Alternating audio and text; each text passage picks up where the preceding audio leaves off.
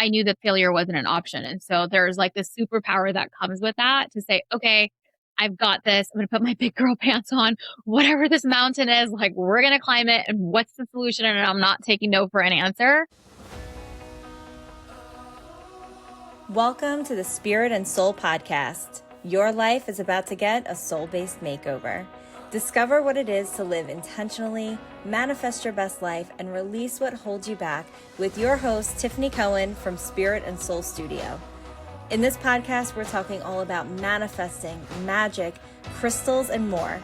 You'll get to hear conversations with some of the most magical people in the world and begin to live your life from your spirit and soul.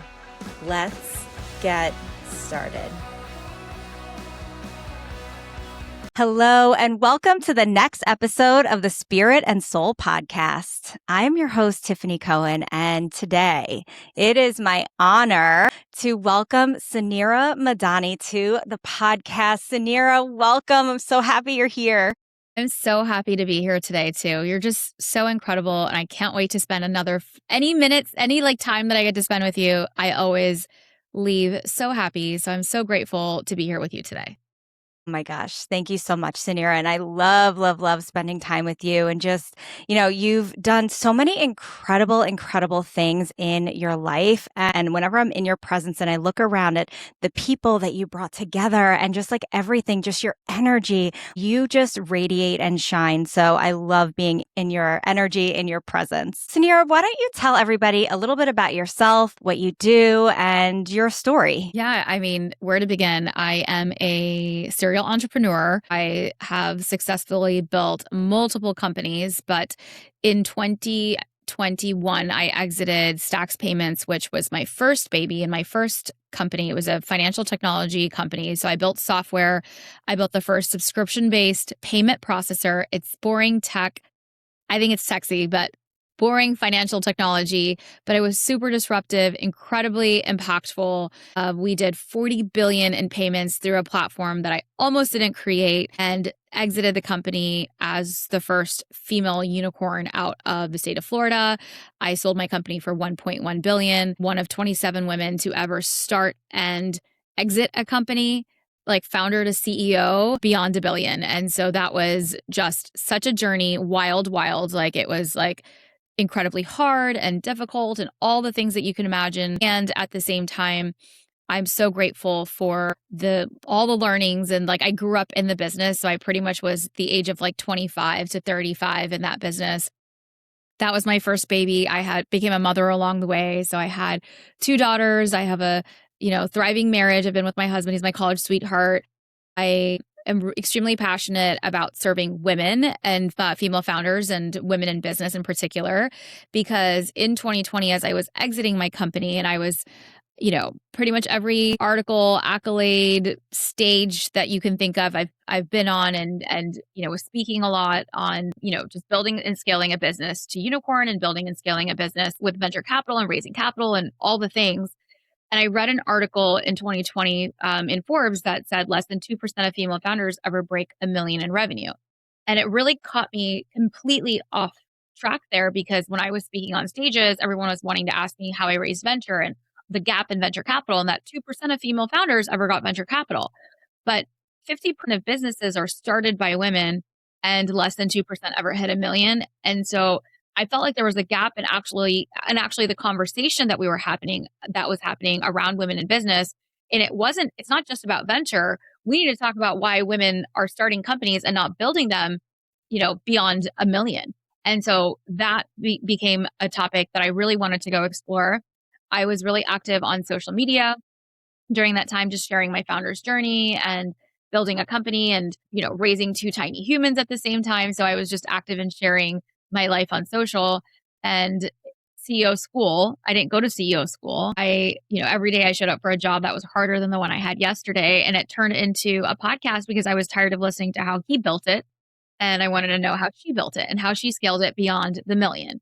And so that was the premise of a show that started in 2020. And now we're 6 years running and a weekly show. And you've been on the show and you hypnotized everyone on the show. And it was incredible. And a beautiful community formed from that podcast. And now we're an educational platform that supports women in business. And my entire premise is for women to not just start companies, but to scale companies and to lead as, in our CEO era, as well as our founder era, to go from founder to CEO and make business easy and simple and really just about business so that we can lead these beautiful lives in our feminine and, have freedom of time and dollar and impact. And so I get to run CEO school as well. So day job is fintech and building companies. I'm actually building my second fintech post the exit of the last one as well. I have the same co-founders. I have a different role in the company, a more strategic role in the company, but it's just fun to build companies and I get to help women build theirs. Suneera, my goodness, what you have been able to do. This is something that when we sit back and we think about what it is to build a business and how great it would be and all of these things. And, we're in our houses with this spark of inspiration. It's like you don't really realize where it can go. And I think the dream that you have allowed yourself to achieve, number one, and then you're continuing to do that is just, it's remarkable. And I think we don't really think that we can get there. For you, I would love to hear about the inspiration to really start doing this. And then how did you become the version of you that you are today to build that? Because I'm sure it's a very different person than when you got that spark. How did I become the person I am today? Tiffany, I think I'm still becoming. So I think I'm still becoming. And I think that is the coolest part about looking back and being able to watch myself grow. Also, I feel like I grew up around business one. So I have I can't ever share an episode or a podcast or anything to share my story without ever giving homage to my parents. And I had the most incredible father. He passed away in 2020 but he was an entrepreneur and just an incredible businessman. My mom as well, my mother, who I literally still helps me run my life and lives across the street from me. I literally grew up with immigrant parents who came here with nothing, who truly built small businesses. And that was their entrepreneurship was out of necessity and not necessarily that it was sexy or they didn't have education. And so for them, all they wanted was for me and my brother to go to college and to have every opportunity. So their sacrifices and just getting to watch hard work in real life. I think now as a parent, parenting is so much about it's showing, not telling. And so that was a huge part of my becoming was something that I am just so blessed with that I got to be part of a family like that. And I know that was destiny and part of what now I get to go build is 100% on their backs. So I definitely had a lot of chip on my shoulder as I was the first person in my family to graduate from college. With that comes a lot of odd internal responsibility and dialogue when when your parents really did sacrifice everything for you to have this degree and for you to be successful. And so failure was never an option. So that was always kind of number one. I knew whatever I was going to do, I was going to be successful. I am a product of a ton of hard work as well, because that's what I saw. And so I 100% believe hard work is the shortcut.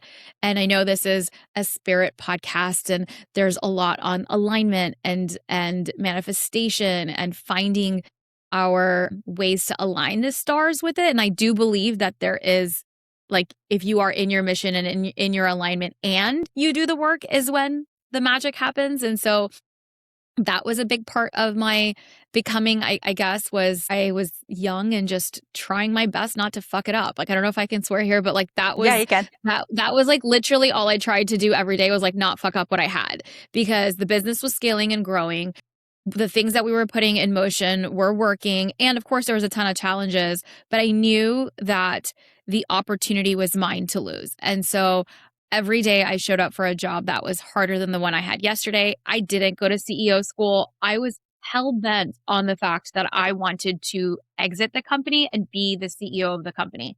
Because as I was raising, first it was the company's scaling. No one's going to buy that. I got the first 100 customers. Well, now we have to build technology. You don't know how to build technology. We build technology. So now that you have this technology, no one's going to invest in your company. And so I got every rejection ever and still ended up raising my seed and then my Series A. Series A, I'm pregnant. And they're hide your pregnancy. No one's going to invest in a woman that's pregnant and scaling a company. Every part of the journey, I can tell you, I feel every scar on my back for the last 10 years. Like you look back and it feels like an overnight success, but I can feel literally every single day of those 10 years and how much hard work and resiliency and like just grit and like the tears and the true like, am I going to really make it? But internally, I knew that like failure wasn't an option. And so there's like this superpower that comes with that to say, okay, I've got this. I'm going to put my big girl pants on, whatever this mountain is, like we're going to climb it. And what's the solution? And I'm not taking no for an answer was pretty much all of my 20s. And so that was like that becoming of like confidence, I would say is like the word that confidence in my competence is what I would say my 20s becoming was about. And then I started to get comfortable because what is confidence? It's the ability that you've kind of done it and you're doing it again. So it turns into habit. And so it's like, oh, I've already done this one negotiation. I could do the next one. I already raised, our seed round was 3 million in venture. What's, 250 million in venture? Like I've already done that before, maybe on a smaller scale at every step. And so that built my confidence in myself through my 20s, I would say. And then I was becoming a mom. That was like literally going from like being responsible for yourself and your own ambition and all the things that fuel you. And it's all about me, me, me, me, me, and like myself, which was really cool. And then you like birth a beautiful human and then your whole world changes. Your whole world changes. And it's something you can't explain, but except every mother listening on this podcast will understand the exact thing that I'm trying to say. Yes. And it's not about you anymore. It's not like, it's just not about you anymore. And so then I was finding myself as a mom and a CEO and that like battle between the two, between my ambition and between needing to be there for my baby. And then growing into realizing like, okay, I can do this and I can ask for support and growing and continuing my CEO journey and, having Anna and like just building the business and then stepping into the CEO mode was like another becoming. So going from founder to CEO, I don't think I've ever shared anymore because like the first podcast I'm doing since was this like maybe this bit of like success guilt, I think, or shame, or I don't even know what the words were that were coming up that when we were doing we were doing a lot of inner work. And not that I am at all, I'm like the most, unapologetic person about success. And my entire motto is I believe that nothing bad happens when women make more money. And at the same time, I feel like my impact era came as soon as I started having success. I wanted to make sure I wasn't the only one. How can I share my knowledge? How can I shouldn't be the only one that should have all of this. How do I give it back to women? And that's really where the podcast era and the CEO school era and the impact era came. So I was becoming a leader in that way and a thought leader. And now it's still growing and becoming, and I'm proud of who she was. And I'm really proud of who I am today. And I'm trying to make my future self proud. Yeah. Oh, Suneera, that is so beautiful. And what's coming up for me right now is remember we were sitting together and you showed me, it was breakfast, I think, and you showed me the old video that you found of yourself. And like, I'm thinking about it right now and I'm hearing you tell the story and I'm actually getting choked up because it's that version of you. Like, she had no idea. She had a dream, but she had no idea what was like, the impact that she was already starting. And I look at that version and I'm like, if she only knew. But throughout your story, it's like there are just these moments of fear, of doubt, of the mountain looks so freaking big.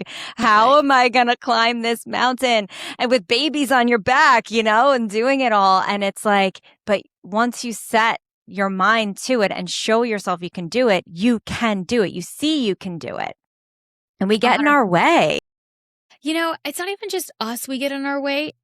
It's hard. Like it is hard, right? Like it's hard and it's exhausting and you do have so much on your back and so much on your plate. And society also doesn't make it easy for us as women to climb that mountain when like, if you look around the corner, the guys are like, on a little motorbike all the way up and like, we're having to like, climb, like just climb up like one rock at a time. Like, I don't know. It's different. It is different. And so it's very different. First, what I would tell her is like, it is hard and you can climb it, right? Like it is hard and we can climb it. And the way to climb it is by putting one foot in front of the other.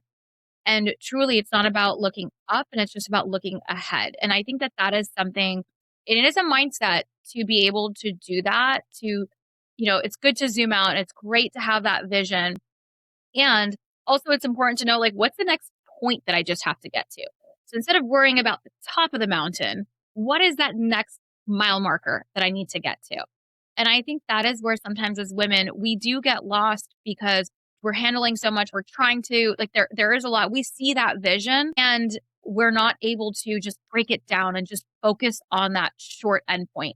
And I think for men, it's easier. And this wasn't supposed to be about men or women, but their frontal cortexes can only handle one thing. And so they just see that little mile marker and they're like, got it, easy to get to the next one. And because we have this ability to see it and we can handle it and we can dissect it and our attention to detail and we're trying to get there, like our perfection, like all of the things that make us beautiful sometimes come in our way because we can't just focus on that one milestone ahead too. So it is hard, but you can climb the mountain one foot in front of the other, pick that marker. And the myth that I want to bust for those that are building businesses or are climbing these mountains and whatever the challenges are, I think my biggest learning over the last like 15 years of building businesses is like the second you climb that mountain, there's like another one on the other side. And so it's not over. And that is like what is the biggest part because you're like, oh, once I get to that, once I have like whatever the mountain is, like once we have 10 employees, once we have 100 employees, like there's another mountain. Once we have X amount of revenue, get to it, there's another mountain. And that truly is just what business is. Like that is just what it is. And if we can just accept that it's a series of these mountains, then like let's have fun like building it and doing it and find like the strategic way to climb that path faster and find those shortcuts and make a connection so we can like tackle on to that person's motorbike or like whatever else it is. We learn how to play the game. The mountains become easier to climb. Yeah. And I think that's such a great metaphor for life in general too. Yes, it's great for business, but I think in general, it's like we always have, there's always something that we need, a mountain that we always need to climb. It's like, I'm thinking like Miley's song in my head, right? Like it's the climb and it's like you reach the next thing and it's not just, that's not the end. And what kind of fun would that be if it was, it's like, all right, you got it, celebrate it. Now it's like, all right, well, I can do this. What else can I do? It's 100% the truth. And like, shout out to Miley for that song for sure. Now I'm like, it's in my head now. I know, me too. It is the climb. It is the climb. It's the climb, Miley. Okay. So what you just said about the mountain is so real. I will share with you. I did achieve the mountain. I sold my company for at 1.1 billion, Series D, top of the market, top of like best in our class. We, like every founder's dream, unicorn exit, made our investors hundreds of millions of dollars, my team, millions and millions of dollars. We had a successful outcome, like all of the things, Fortune articles, Forbes articles, all the awards, Entrepreneur of the Year, like everything. And you get to the top and then there's a big party and you celebrate and you're like, made it to the top of the mountain. And then it's over. Like it literally is over. And you're like, I'm not done. I'm not done climbing. And people look to me and they think I'm like crazy when they're like, oh, you're building another company. You're focused here on like, why are you even doing that? Why do you need to do that? Because they're like, for their climb is done, or that's what their achievement of their climb is. And that's what like, no one can understand your own, like your ambition is your own, or your goals are your own. So yeah, I climbed the mountain and I did it, but I was like 36 years old. Like, what am I supposed to do next? Like, just retire and sit on the sidelines? And I have this responsibility that I want to, it's innate in me. I want to go climb another mountain. I want to go try something else. Maybe I want to go, in the ocean now. Like, I don't know. I want to try different things, but I'm not done.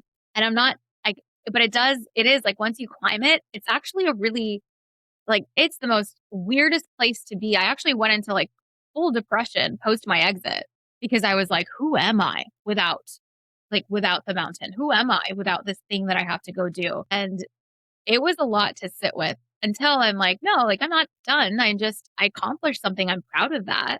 And I'm going to go try again. And maybe I'll fail at this one, but I'm going to keep going. That's really powerful because it's like we tie our identities to what we're doing, to the things that are around us. So, and that is normal. I was actually going to ask you that. Who were you when you sold it? Then what? It's like, oh my gosh, like who am I now? So now, is there something that you're doing second time around to kind of maybe change that up? So when you do get this next exit, which I know you're going to, and it's going to be freaking fantastic and amazing, are you going to do things differently so you'd have a different result personally on the other side of Yeah. it? I think this time around, it's actually not about the business or the Mm. exit. I think this time around, it is just I'm having fun. And so I think that it is completely different this time around. I had put so much pressure on myself. The pressure feels different. Not that I'm not responsible in the companies or not that I'm not, like that I don't care about the outcomes. But I think it was because I felt like I had to prove something, as a first time founder. And because I had investors and I didn't want to let anybody down. And like it was all of this pressure that I was putting on myself. What's really cool about doing it again is I know I can go do it because I've done it before. And so that's really exciting. And then two, it also is like, I don't need to be tied to it. And so I think in my 20s, I was saying like that was my journey. All I had was the company. It was like my only identity was CEO of Stax. Now I want to be known as Suneera, like my brand. And like, even if you follow me now on social compared to when you followed me, I've been on online for like almost a decade now. Like if you followed me in the early 2010s or whatever, my profiles looked different. The things I talked about were different. And now I can like show up as myself and I'm Suneera. And yeah, I've run companies. I love business and here are things that I'm involved in. But like, this is like, I'm showing up or I'm learning more about myself. And it's about, I'm learning who I am in this like next journey versus making my entire identity just about the outcome. So I think there's that shift. And I will also say it comes from a place of privilege. So I want to acknowledge the fact that I did put in the hard work and I was rewarded for where I was rewarded for that. And I feel I'm in a place that I'm like allowing myself to play and I'm allowing myself to fail and I'm allowing myself like, I don't know, I'm just growing in a different way. And lastly, I'm 38. So I'm like going into that 40 era. And I just think that like in your 20s, you're figuring out like who you are. In your 30s, like you're like becoming that person, but in your 40s, like you know who you are. And so I'm like comfortable with who I am and I'm becoming, and I really like her. And like there's less fucks given that there were in my 20s and my 30s. And so that's a really cool part of my journey. But who knows, like what's going to happen in my 50s? Like I'm just trying to take some of the pressure off. Yeah. And I'm so curious right now Yeah. because that is such a manifesting thing, right? Mm. Is where when you want it so badly and you're hanging on to the outcome that it's met with more resistance and more challenge. And when you let go and surrender, which it sounds like that's what you're doing this time around, it's more fun, it's more playful. You don't, even though you know what you want, you know you can already do it. So it's like fun and easy, a little bit more flowy, even though you probably still have challenges and all the things. That's business. But is it a little easier this time around? Absolutely. I mean, Yeah. it's hard in the same ways because building a business is not easy. And so at the end of the day, I like to compare it. People have been asking me on like some of the business podcasts of like unicorn number two, what's the difference in like, is it harder? Is it easier? So what I will say is like it's like baking a cake, right? So like now I have like a better kitchen and I've got sous chefs and I've got cleaner, like I can now shop at Whole Foods and like I have better tools, resources, connections, and a team to go execute it. And I've already done it before. So I already know my recipe, I already know what I'm gonna make. And so that part's so much easier because I had to go figure out the recipe before. I had to go like, find my chefs and find my team and build my team and like figure out like budget on the ingredients and whatever else. So now it's different because that part we moved along faster. At the end of it though, when I make the batter, I still have to let the cake bake. And so like there's still time that goes into baking the cake and I still have to let the cake bake no matter how many chefs I have in the kitchen or no matter how fine the ingredients are. And so a company, there's still a playbook for scale and you've got to let the cake bake and that's part of building a business. And so different, easier in different ways, but also it's a new market. It's also 2026 and everything's changed in AI and in marketing. And so you have to stay relevant. So nothing is going to be exactly the same, but you're more confident in your ability to make a really good cake. Yeah. So that energy there is just a little bit more relaxed because you're like, I have the confidence, I have the tools, I have all the things. But also, before you said you were so like, this is it. This is my plan A. There is no plan B. And so we're going for it. Yeah. And now it's like, well, yeah, I mean, let's go. Right. And it's very different. And I think that's how manifestations actually happen a little bit more quickly because we let go of the outcome. We know what the outcome's going to be, but we let go of it. We let go of all the pressure to get there and just know that we're going to show up and deliver, right? The universe will deliver, but then also you're going to show up and take your aligned action. I'm just trying to put one foot in front of the other again, but this time just have a little bit more fun with it. I love it.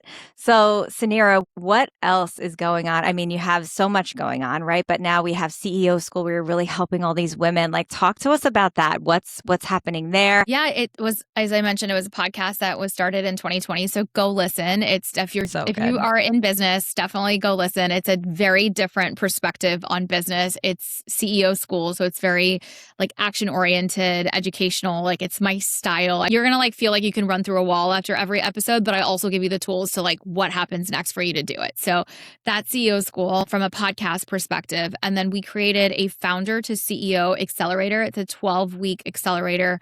And this is where I'm saying, like, just make business easy. Like, I wish I had some of these playbooks that I didn't have to fall on my face. I had a little bit of a shortcut. Like, you're going to put in the work, you're going to put in the hard work, but hey, there's like easier playbooks for scale. So if you are a founder that's feeling stuck, like you're like, I know I'm like not here, I'm like not reaching that next level.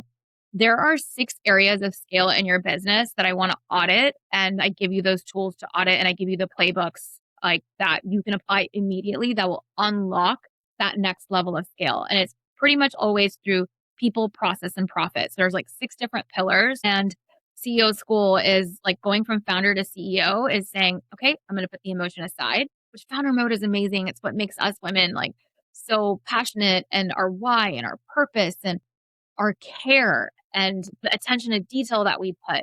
And those things are our story, so important in founder mode. Scale is it's just business. It's just CEO work. Let's just remove the emotion. Let's just, look at it from a simple problem to solution perspective. Let's analyze it. And once we do it kind of in that CEO hat versus a founder hat, it does unlock so much. And so we've put about 6,000 women through the program. It's phenomenal. Everybody should be in it, grab it. It's 12 weeks, founder to CEO. And I think it's the best. Like it's the new age MBA. Every founder needs to take it. So I love that program. And we do that for CEO School as an extension of it. We also have an in-person community for, the entire podcast was built around the premise that less than 2% of female founders ever break that million. So what happens when you reach that million? We want to celebrate it. You need community. You need support. And so we have the Millionaire Founders Club, which is a group of 7 and 8 figure entrepreneurs. We get together for 2 times a year. So we commit to being in person. And I believe that there's so much magic that happens in person. So Tiffany, you got to come experience one of our retreats. And so it was such an incredible experience to have you as well as one of our facilitators. And it was just phenomenal. So that's CEO School. So come say hello. You can, DM us on Instagram. So we have our CEO School podcast and page and all of that. And you can just say hi to me too. Love it. I love how you just show up for women, Suneera. There's so much magic in that because like you said, like we are the ones that are climbing each rock by rock by rock. And we're not getting to that mountain on like any kind of, motorbike or anything like that. So I feel like the work that you're doing, like reaching back and saying, come on, guys, let's go. We can do this. You can do this. I've got your back is probably some of the most important work that's out there right now because women do have the most incredible ideas. They have the most incredible things that they are starting to bring to life. And then what I see, and I'm sure that you see it as well, is that we just get in our own ways. We think that we have to make a choice between being a mother and a wife and then also being, a CEO. And I think that you are just proof that look at everything that you've been able to do, everything that you've been able to accomplish. You can have it all. I believe that you can. And I'm really tired of people telling women that we can't. And yes, there are truths to you can't have it all at the same time, but it's just about defining what your all looks like. So yeah, you can't have it all for everyone's standard. That's not possible. But what does your all look like? Right. And just really defining that and truly asking ourselves, sometimes as women, we don't ask what is actually good enough. We're so focused on the end point or the perfection at like the final result of it. What does good enough actually look like? So you want the career, you want the financial freedom, you want the time freedom, and you want to make impact. I think all of those things are possible. But what does good enough in those categories look like? So there are going to be what's 80%, what's 90% of that you feel like, hey, if I accomplish that, I'd be really proud and feel that I do have all of those things. I think that that's actually so achievable for us. And so my having it all, whatever my all looks like, is going to be different than yours, Tiffany, and for whoever's listening on the show. But I really believe in us just sitting down to define realistically and like not to not have vision and not to have these like ambitious goals, but like, what is the next point that I'm striving towards? And then when we see that, it's just so much easier and clearer to say, actually, I want to be able to have my business and close my laptop at 4. So when my kids get home, I can be present. That is very achievable. But when you're like, oh, I don't want to work and have a really successful business and I want to, be a stay-at-home, like those things are not together. There's trade-offs. And so my point is like, if we just look at the goal and just make it like not smaller. I hate using that word because I want women to dream big, but to say, what is the next milestone that I feel really excited for to have it all? I think that is right in front of you to go get done. Agreed. It's like you don't have to keep your finger on the North Star of the goal, but also do it in bite-sized chunks because it can become extremely overwhelming, especially when you're trying to show up in all areas of your life. So I love that. Amazing. Suneera, I love talking to you. I could talk to you for hours and hours and hours, but how can everybody follow you? Where can they learn more about everything you have going on? Let everybody know all the things so that they can be inspired as you've inspired me in my life. You can follow me on social media. You can follow along on the podcast. I'm pretty active. I've got a pretty fun point of view on life and business. I also call out like what I'm not happy with around women in business. And definitely you can follow me across all social media. I'm active on LinkedIn. I'm active on Instagram, and I've got the podcast. So tune in, follow along. And if you're a female founder, like definitely go take the accelerator. It's an incredible program. And anything I could do to help, just shoot me a DM. Thank you so much, Suneera. Thank you for being with us today. I appreciate you. And yeah, I just love your magic. Thank you. Thank you. So fun to be here. And I know that Suneera has made an impact on your life right now. So please reach out to us at Spirit and Soul Studio on Instagram. You can reach out to Suneera. Let her know what was the biggest takeaway from today's episode. And thank you, of course, for joining us for the Spirit and Soul podcast. And we'll see you next time.